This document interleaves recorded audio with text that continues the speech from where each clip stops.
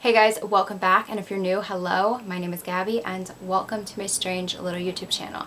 Now today's case video is a little bit of a two-in-one. I am doing a solved case for Solved September, but it is also a hits home. If you don't know what hits home is, it is a case that I cover on my channel that directly affects one of you guys, whether you knew the victim personally or somebody you knew the victim, or it happened in your hometown. It's just a case that personally affects my subscribers. This case was requested by Gypsy Noir, so thank you for your request. This subscriber actually was in the same class as the victim the year that they disappeared, which is just insane to think about, being that young and not really understanding the circumstances.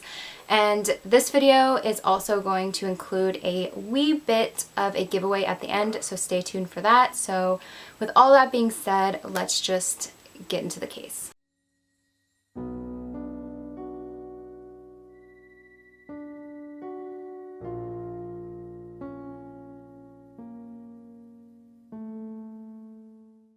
Kirsten Renee Hatfield was a bright-eyed 8-year-old Midwest city little girl who was born on February 12, 1989. On May 13, 1997, as second grade was nearing its end that year, Kirsten's mother tucked her into bed around 11:30 p.m.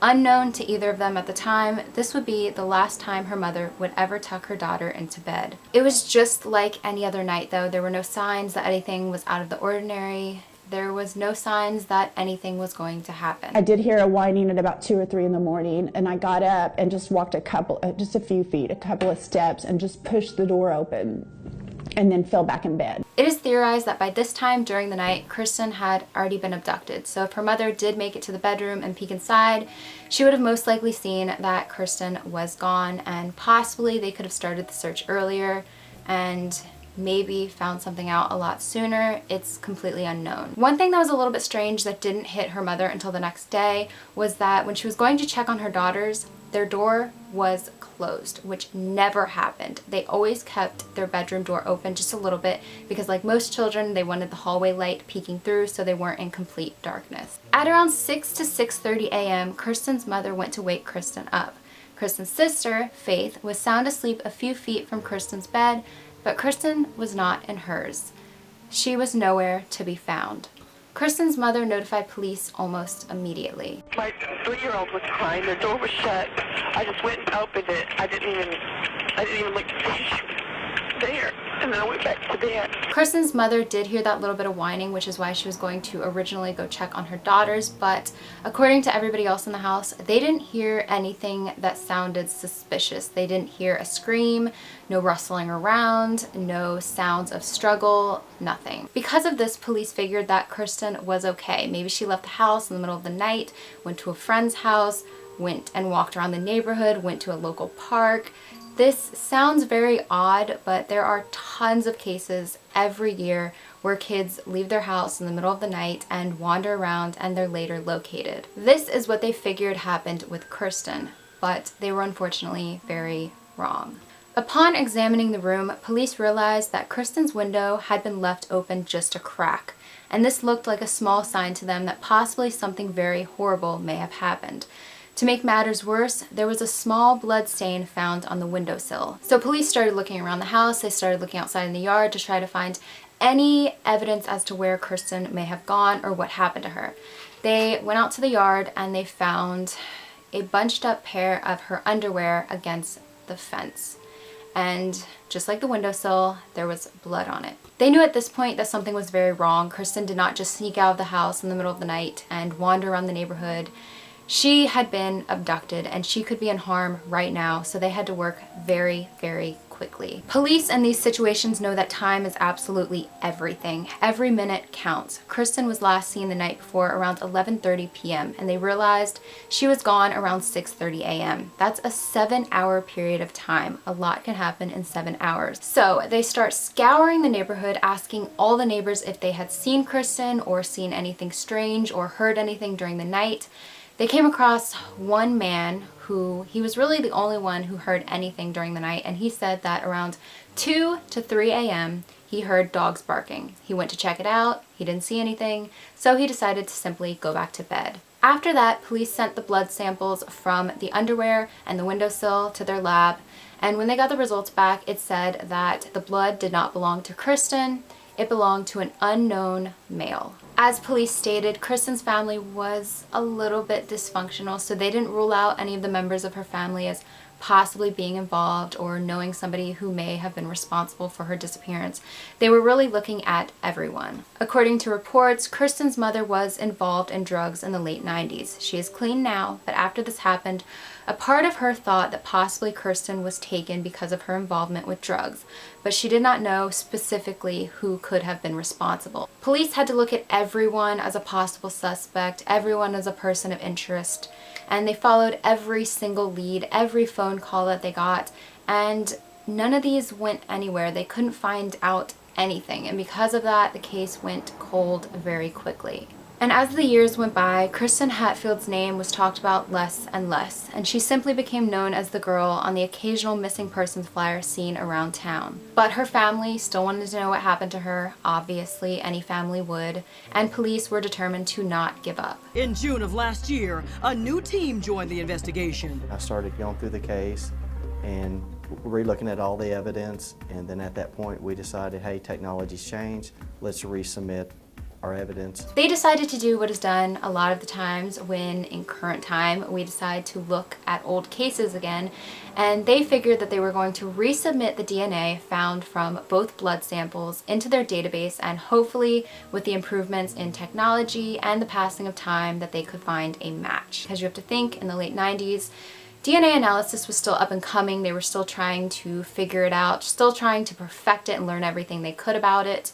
So when they go over older cases and they resubmit DNA, maybe the person in the late 90s wasn't in the system at the time, and maybe they are now. 2015 was the year that they started looking over everything in the case again, started looking at it from a different viewpoint, and in 2015 she had been gone 18 years, almost 2 decades. As Chief Brandon Klebs of the Midwest City Police Department said, there's always those cases as a detective that you can never stop thinking about, and you would do anything to see solved, and for him, the case of Kirsten Hatfield was one of those cases. He spent years on the case. Then Detective Daryl Miller was put on the case, and he felt the same connection to this case as well. We had a full male DNA profile that was from blood scraping on the window from the crime scene, and it matched blood stains that were found on the victim's underwear. The first thing that they decided to do was they were going to run the DNA samples through CODIS, which is the Combined DNA Index System.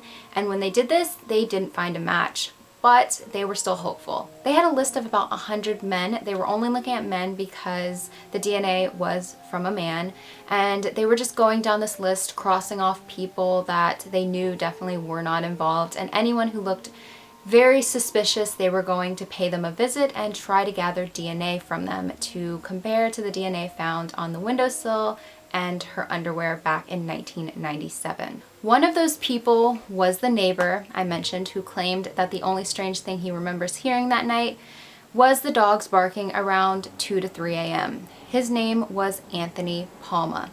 This was a man they didn't really find suspicious back in 1997 when they first questioned him. His story, and this is the story that he sticks behind still to this day in 2018, is that the day before she went missing, he basically was home the entire day, and he went to bed that night around 2 to 3 a.m. He heard the dogs barking, checked to see what was going on, didn't see anything, went back to bed, and the next morning there were police cars everywhere in the neighborhood, and a neighbor told him that Kirsten Hatfield had been abducted. The reason they originally started questioning him back in 1997 is because he lived very close, and he also supposedly did some yard work for the Hatfields not long before Kirsten went missing, which, when he was questioned about it, he weirdly denied, and he also denied knowing Kirsten's mother at all. In June of 2015, they decided that they were going to pay Anthony Palma another visit. His house was located 2 houses south from the Hatfield home on the same side of the street.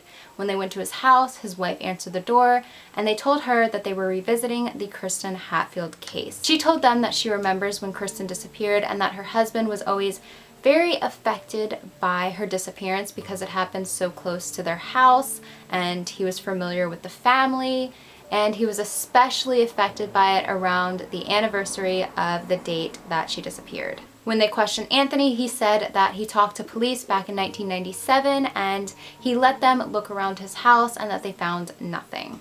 When he was questioned this time, he stated that he did remember seeing a white 70s model Chevy truck in the driveway of Kirsten's home the day she disappeared, and the next morning it wasn't there. He was asked to give a mouth swab, which is when they take a Q-tip and they run it across the inside of your cheek to gather your DNA, and when he was asked this, he surprisingly agreed. When they got the results back, Detective Daryl Miller's first words were, "Let me guess, it's Anthony Palma." I've been here 36 years. Been chief 16. So when they told me we had a positive DNA match, it brought tears to my eyes because I didn't think we'd ever get there. He was right. The DNA found from 1997 from Kirsten Hatfield's windowsill and her underwear belonged to Anthony Palma, the man who acted like he had been so affected and heartbroken by the disappearance of this little girl for so many years. They also found out that he lied to them. They never actually searched his home back in 1997, so who knows what they could have found back then if they actually did. Like I told you before, Anthony Palma denied actually knowing the family at all, even though his wife told police that he was familiar with them. When he was questioned about it, he said that he had never met her mother, never met any of the family. But Kirsten's mother actually recalls having one conversation with Anthony after her daughter's disappearance. She said that during this conversation, she felt very uneasy. He gave off a very odd vibe, but she didn't take this as something that she should really look into. She didn't think that he was the one who did it. She just, at that point, after her daughter's disappearance, thought that everyone was strange. She was very on edge. Everybody seemed like a suspect to her. She didn't know who could have been responsible, a neighbor, a teacher, somebody she knew. So she didn't think that she should really look into this guy at that point. Authorities decided to take a wee look into Anthony Palma's past. He had actually been arrested in the 1980s for forced entry into a woman's home and then attacking her with a bottle. He spent less than a year behind bars. After his release, he stayed in his home that he stayed in until 2015, the one right near the Hatfield home, and he moved there 7 years before Kirsten's disappearance. So at this point, she was only a year old. You know, of course, authorities were just thrilled that they connected this man to this young girl's disappearance, but they were shocked. I mean, the family was shocked also. This was a man who was right under their nose the entire time. If you can only imagine how that must have been for the family. I mean, their daughter disappeared, and for the next 18 years, the person that was responsible lived 2 houses south from them, right there the entire time. After 18 years, even though he still denies any involvement, Anthony Palma was finally arrested for the kidnapping and presumed first-degree murder of 8-year-old Kirsten Hatfield. After his trial, he was ultimately sentenced to life in prison with no chance of parole. So this case is by definition considered solved, even though we're left with the question of where is her body located. They did follow one lead, and this was a lead from a neighboring town that claimed that her body may be buried in this one location. They dug up the location and they found nothing. They went to Anthony Palma's home, of course, and looked through everything inside, and then moved on to outside and dug up the entire yard and still found nothing. No evidence of any kind. They did end up finding little girl's teeth in his house, which I know you're probably like, what? But they were actually his daughter's teeth from when she was little, and he kept them after, you know, putting money under her pillow for the tooth fairy, which makes total sense, but that did look strange at the beginning. We have an arrest, but we still don't know all the answers to the case. We are the only voice for Kirsten Hatfield. She's gone, and so it's our obligation to speak for her and on behalf of her family. I do have to give it to Kirsten's family because they kept composure in the courtroom. I mean, they handled it a lot better than I or most people I know would have, and they ultimately ended up forgiving him for what he did to Kirsten. They hoped that with this heartfelt response to what he did, that he would end up telling them where her body was located, but he never did. He still stuck behind his claim that he was innocent, he had nothing to do with it. Lord, I do pray for Anthony Palma, and I pray, even in his isolation in his jail cell, I know that you are there with him, Heavenly Father. Turning her pain into motivation, Shannon received a degree in criminology, even working in sex offender management at the Department of Corrections. You were already in a position of forgiveness at the time of his arrest. You did tell him that you read in your letter that you wish that he would find it in his heart to tell you in person. Do you think he will? Yeah, I do. I'm very hopeful for that. I will link down below in the description the entire interrogation of Anthony Palma. It's about an hour and a half. If you don't want to watch the entire thing, I will link just the third part, which is pretty much the main part of the entire interrogation. If you are interested in this case, definitely go check it out because it's interesting to see his demeanor. I can't even describe how it is unless you watch it. The only word that comes to mind after watching the entire thing is sociopath. The entire time he's just nervous. He's smoking cigarette after cigarette after cigarette, taking sips of water. He's changing the subject. He's just acting like this good old Midwest city man who wouldn't do anything wrong, who cared about this case for all these years and was always very affected by it. That's just how he acted during the entire interrogation. They basically get to the point where they're begging him, just tell us where her body is located. You have been connected to this case. Your blood was found on the windowsill and on her underwear. Just tell us where she's located. And he says that he has no idea. He can't help them. He would if he could, and they will never find her body in his yard because she is not there. He just keeps holding this image that he's just a good guy. And because of that, I read through the comments on the video and there's a large group of people who believe that he is innocent. Which, if you were just to watch the interrogation video and you know nothing about his past history of violence, how he lied to police multiple times, how he was just 100% connected to this case, yeah, you would be most likely manipulated by this man. If Anthony Palma is responsible, which in my opinion, I think he is, I hope that one day he tells where her body is because that is the least you could do. Police have theorized that she was most likely killed right after she was abducted. She was probably not kept somewhere and her body was probably disposed of or buried in some location in the town. If Kirsten Hatfield was alive in today's time, she would be 29 years old. And she never made it to this age. She never got to grow up. She never got to graduate or fall in love or maybe start a family one day, get married, grow old. She never got any of that. Her future was in the hands of a sick, twisted individual. And I just hope that one day she can have a proper burial. So again, thank you to the subscriber who requested this case. I'm glad that I got to keep Kirsten's memory alive in some way today in 2018 during my Solve September series. And now let's get into the tiny wee bit of a giveaway that I have for you guys. So a few videos ago in one of my case videos, I did a giveaway where I gave away 3 personal self-defense alarms, which if you don't know what that is, it's a small keychain that you can clip on to your keys, onto your purse, onto your belt, anywhere that you can easily access it.